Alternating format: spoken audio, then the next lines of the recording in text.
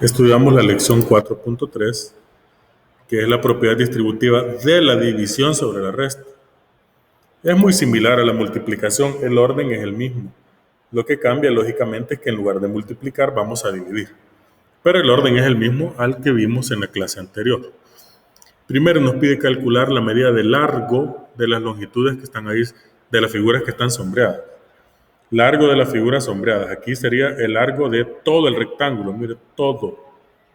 ¿Cómo podríamos calcular eso?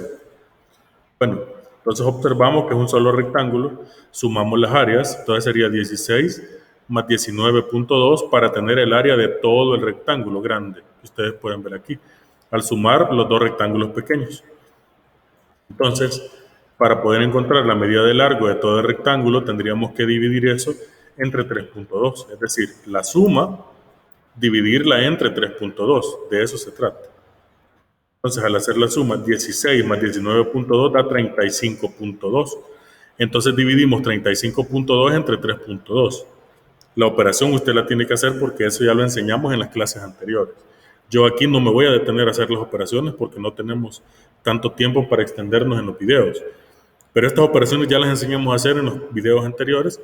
Y si usted quiere recordar cómo hacerlo, hay que retroceder y ver los videos anteriores para recordar cómo hacer la división. Entonces dividimos 35.2 entre 3.2 y da 11.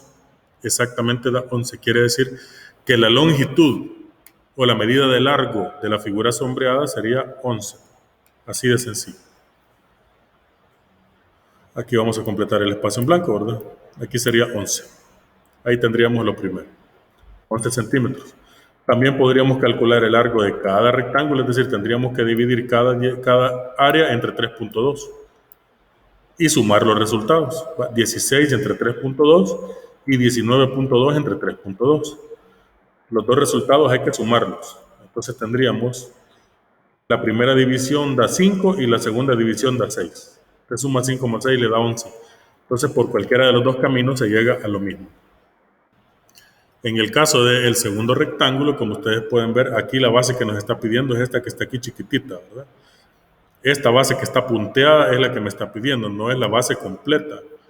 Entonces tenemos que el área de todo el rectángulo es 31.5.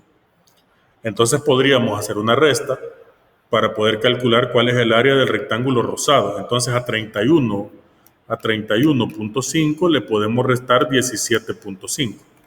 Si a 31.5 le resta 17.5, le va a dar 14, es decir, 14 centímetros cuadrados sería el área del rectángulo que está en rosado.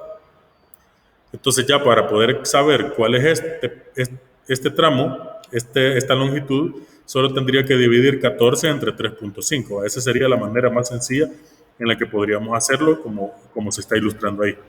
Entonces al hacer la resta da 14 entre 3.5 y al hacer esa división da 4. Quiere decir entonces que la medida de largo del rectángulo rosado sería 4.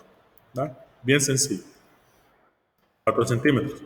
Otra sería también que puede calcular la longitud del rectángulo grande y quitarle la longitud del rectángulo blanco. Entonces, ¿cómo podríamos hacer para hacer esto? Dividimos 31.5 entre 3.5 y ahí lo que nos va a salir es todo el largo grande que estoy marcando aquí. Miren, al dividir 31.5 entre 3.5 y luego hallarla del blanco. Para hallarla del blanco tendríamos que hacer 17.5 entre 3.5. Ahí está, y los dos resultados restar. Al grande le quito el pequeño y me va a quedar el rosado. Entonces hacemos las dos divisiones.